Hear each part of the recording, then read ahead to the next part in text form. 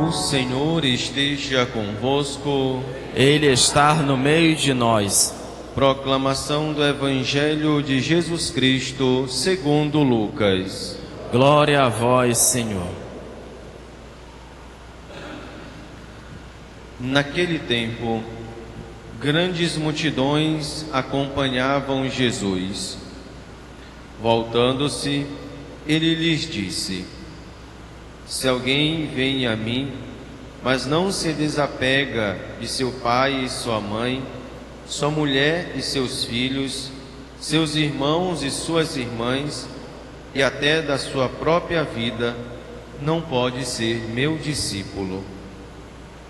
Quem não carrega a sua cruz e não caminha atrás de mim, não pode ser meu discípulo.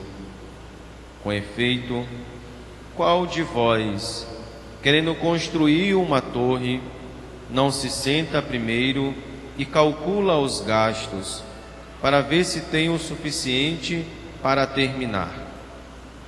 Caso contrário, ele vai lançar o alicerce e não será capaz de acabar. E todos os que virem isso começarão a caçoar, dizendo: Este homem começou a construir e não foi capaz de acabar. Ou ainda, qual o rei que, ao sair para guerrear com outro, não se senta primeiro e examina bem se com 10.000 homens poderá enfrentar o outro que marcha contra ele com 20.000? Se ele vê que não pode, enquanto o outro rei ainda está longe, envia mensageiros para negociar as condições de paz. Do mesmo modo, portanto, qualquer um de vós, se não renunciar a tudo o que tem, não pode ser meu discípulo. Palavra da salvação. Glória a vós, Senhor.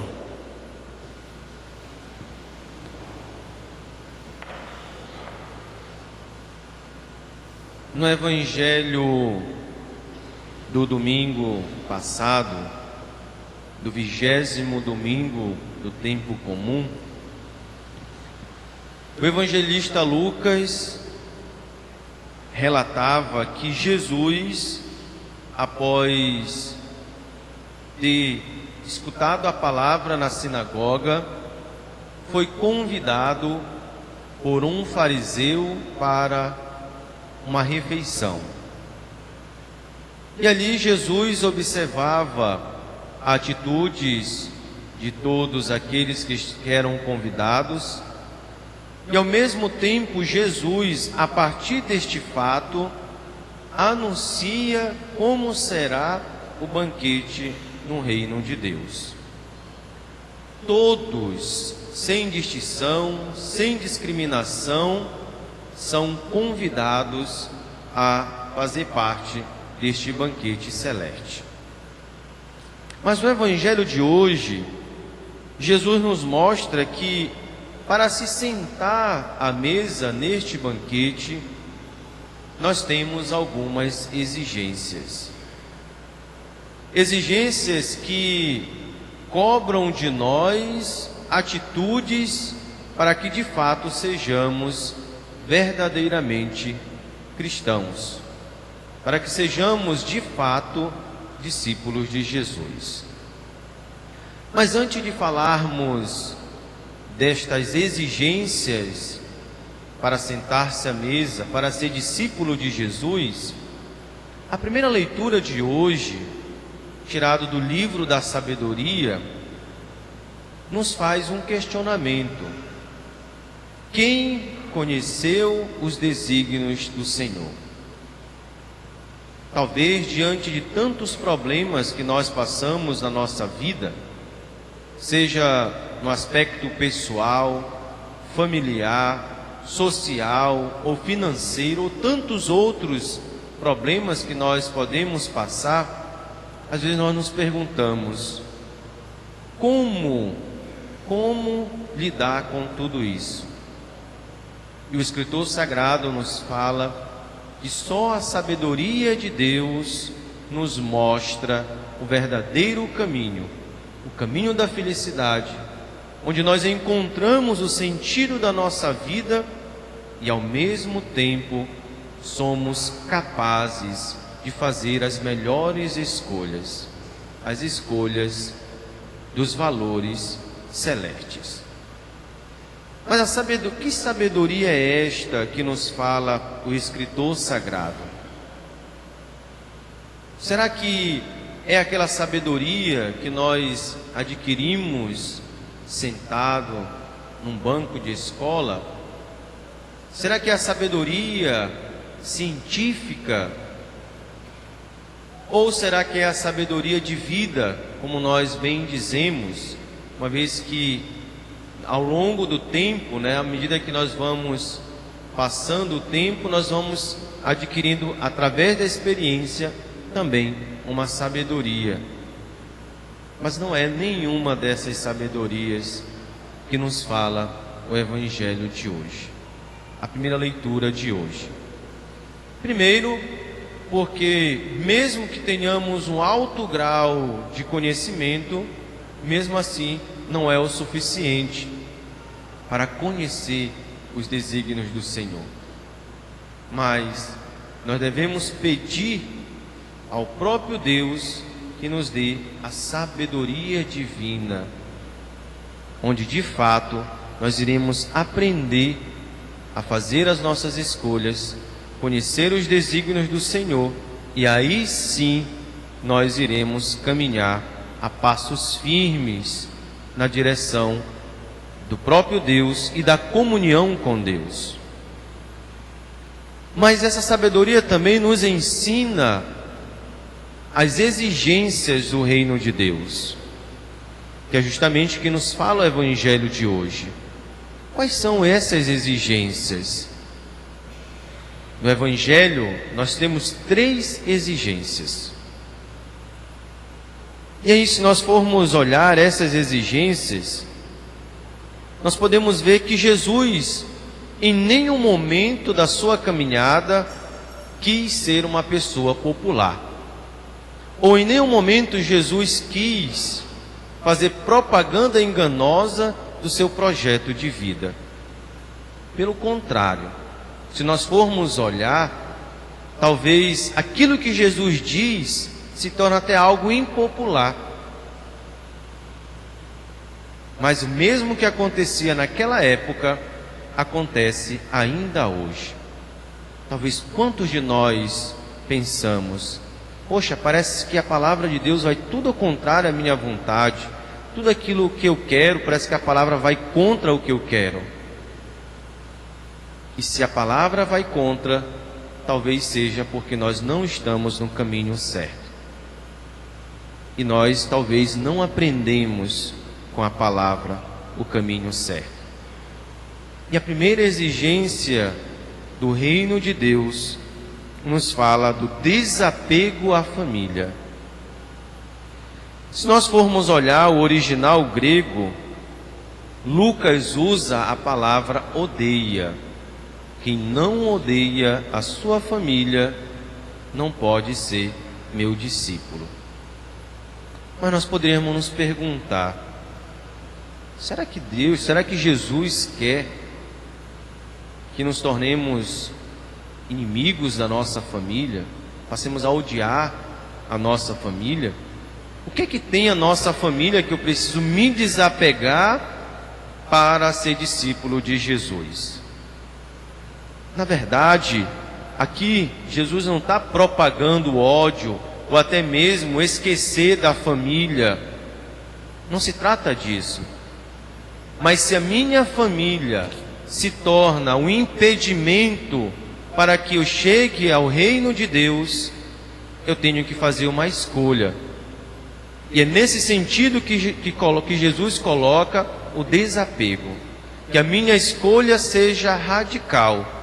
Se eu preciso romper com a minha família para ser discípulo de Jesus, caminhar no reino de Deus, é preferível que eu rompa os laços familiares para continuar nos valores do reino de Deus. É por isso que Jesus fala do desapego. É por isso que Jesus cobra uma atitude radical. E nós vamos vendo aos poucos que ser discípulo de Jesus, que ser cristão, não é um caminho de facilidades, como muitos pensam. Não é um caminho de comodidade. Não é um caminho onde eu não terei problema algum, como alguns por aí fazem a propaganda, que por sinal, propaganda enganosa, e que muitos acabam se deixando levar. Na segunda exigência, Jesus fala do dom da vida. Quem não carrega a sua cruz e não caminha atrás de mim, não pode ser meu discípulo. E olha o quanto Jesus é duro nas colocações que ele faz para a multidão e para os seus discípulos também. Ou seja, se eu não renunciar à minha vida, se eu não entender que a minha vida de cristão é uma constante renúncia e um dom da vida para o outro, eu não posso ser discípulo de Jesus.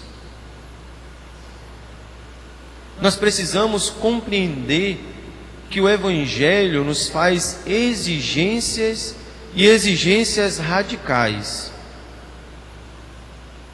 Não existe católico pela metade, não existe católico de meia tigela, não existe cristão de meia tigela, como nós falamos. Ou eu sou cristão, assumo o meu batismo e busco viver o meu batismo, ou então eu não sou cristão. E Jesus, antes de falar a terceira exigência, ele conta duas parábolas.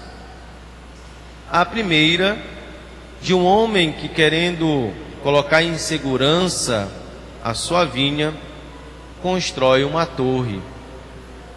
Diz: qual é o homem que, querendo construir uma torre, não faz o cálculo direitinho para ver se ele vai concluir a sua obra, para que depois ele não venha a ser zombado pelos outros?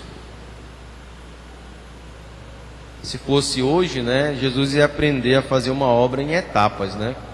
Que a gente não consegue concluir, né? Tem que fazer por etapas as nossas obras. E depois Jesus fala uma outra parábola.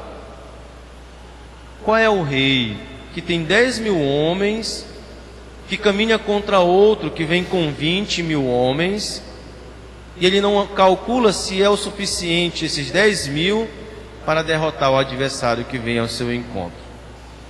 E se ele vê que não dá conta, então é melhor mandar um mensageiro para negociar as condições de paz. E o que Jesus quis dizer com estas duas parábolas? É que nós precisamos, antes de assumir o compromisso de cristãos, fazer o cálculo se nós estamos dispostos a abraçar em tudo os valores do reino de Deus. Se estamos dispostos a, de fato, renunciar tudo por causa do reino de Deus. E aqui são questões bem próximas de nós. Talvez nós poderíamos dizer: qual é o homem, qual é a mulher que, querendo se casar, antes de se casar não faz o cálculo de tudo aquilo que precisa renunciar para viver bem o seu matrimônio? Talvez nós poderíamos colocar esta parábola nesta realidade sacramental. Qual é a pessoa que, sendo batizada, querendo se batizar, não calcula se vai conseguir ou se está disposto a viver a radicalidade dos valores do seu batismo, os valores do Evangelho? Porque muitas vezes acaba assumindo um compromisso, mas que depois não consegue viver o compromisso que está assumindo. E aí coloca a culpa na realidade sacramental ou na igreja, mas nunca olha para si e vê que, na verdade, não tinha condições de assumir aquele compromisso, porque não queria. Se casa, mas não quer viver como um homem e uma mulher casada. é batizado, mas não quer viver como um cristão, recebe o sacramento da crisma e nunca mais vem na igreja, ou faz a primeira comunhão e não vem mais para a missa, não comunga, é a primeira e última comunhão em alguns casos. Então, é preciso entender que quando eu recebo uma graça de Deus, essa graça me exige algo, essa graça me cobra algo, e que muitas vezes nós entendemos os sacramentos, às vezes apenas como uma convenção social, ou, no caso da primeira comunhão e da crisma, até mesmo como se fosse um cursinho onde eu concluo e o diploma é receber o sacramento. Onde o diploma é o sacramento. E pronto, concluí o que eu tinha que fazer e já é o suficiente. Nós temos que ser católicos, cristãos, não por tradição, diria, não por tradicionalismo, mas nós temos que ser católicos por convicção daquilo que nós estamos assumindo da nossa fé. E aí sim, compreendendo isso, nós vamos perceber o quanto é exigente esta caminhada. E que em nenhum momento Jesus iludiu os seus discípulos. Quantas vezes ele diz: olha, os grandes do povo têm os seus palácios, seu império, mas o Filho do Homem não tem um lugar para encostar a cabeça. Se me perseguiram, também vão perseguir vocês. E tantos outros momentos que Jesus deixa bem claro as dificuldades de acolher o reino de Deus. E aí sim, quem quiser segui-lo, segue por convicção. Não porque ele é um homem popular, não porque ele fez uma propaganda enganosa, mas porque entendeu a proposta de Jesus, a sua proposta do reino de Deus. Por fim, a última exigência que nos fala o Evangelho de hoje é renunciar. Do mesmo modo, portanto, qualquer um de vós, se não renunciar a tudo o que tem, não pode ser meu discípulo. Ou seja, a renúncia dos bens materiais. Aprender a partilhar, não viver de forma egoísta, egocêntrica. Aqui não é que Jesus quer que sejamos pobres, miseráveis, mas que tenhamos a capacidade de perceber que temos o suficiente e que podemos partilhar o pouco ou o muito que eu tenho com os irmãos necessitados. E aqui a nossa tentação sempre é pensar naqueles que são ricos, mas na verdade essa renúncia é para todos. Como nos diz uma música, ninguém é tão pobre que não tenha nada a oferecer. E ninguém é tão rico que não tenha nada para receber. Então, essa exigência é para todos. Porque muitas vezes, independentemente da nossa condição social, nós podemos ser egoístas, egocêntricos e apenas pensar em nós mesmos e em mais ninguém. Então, que a palavra que nós ouvimos hoje possa nos fazer refletir na nossa caminhada. E se de fato eu estou disposto, a renunciar tudo isso para seguir Jesus Cristo, para ser seu discípulo. Mas, ao fazermos esta reflexão, peçamos ao Senhor a sabedoria divina, para que diante de tantos problemas que nós passamos, possamos ser sábios nas nossas escolhas, mesmo que as situações sejam difíceis. Peçamos a sabedoria, Ele irá nos conceder, para que tenhamos a capacidade de fazer as melhores escolhas. Louvado seja o nosso Senhor Jesus Cristo. Para sempre seja louvado.